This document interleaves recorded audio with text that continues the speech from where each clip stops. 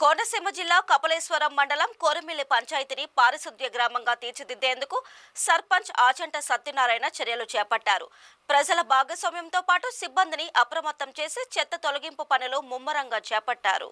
సుమారు 13,000 జనాభా గల కోరమిల్లి గ్రామ పంచాయతీ పరిధిలో వీధులను శుభ్రపరిచి చెత్తను పారిశుద్ధ్య సిబ్బంది ట్రాక్టర్లపై తరలించి గోదావరి గట్టుపై డంప్ చేశారు. జేసీబీలతో కాలువను శుభ్రం చేయించారు. వీధుల్లో వెలిసిన ముళ్ల పొదలను తొలగించారు. ఈ సందర్భంగా సర్పంచ్ సత్యనారాయణ మాట్లాడుతూ పర్యావరణానికి అధిక ప్రాధాన్యత ఇచ్చే జనసేన అధ్యక్షుడు గ్రామీణాభివృద్ధి శాఖ మంత్రి పవన్ కళ్యాణ్ ఆశయాల మేరకు గ్రామ పరిశుభ్రత పచ్చదనానికి అధిక ప్రాధాన్యత ఇస్తామని సర్పంచ్ తెలిపారు. ఎంపీడీఓ కొండలరావు, కార్యదర్శి కామేశ్వరరావు, పంచాయతీ సభ్యుడు వెలుగుబంటి యేసుదాసు సిబ్బంది పాల్గొన్నారు.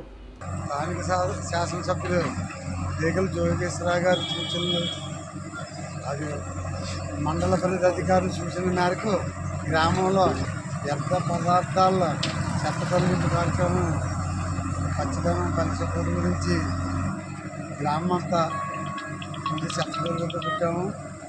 రేపు శానిటేషన్ కార్యక్రమం పెట్టి అధికారులకి గ్రామానికి మంచి అధికారులు చూసుకున్నట్టు మంచిగా గ్రామస్తుల ఆరోగ్య పరిశుభ్రత గురించి ఈ విధానాన్ని ఒకరోజు కార్యక్రమంలో ఈ చెత్తను తొలగింపు చేసాం.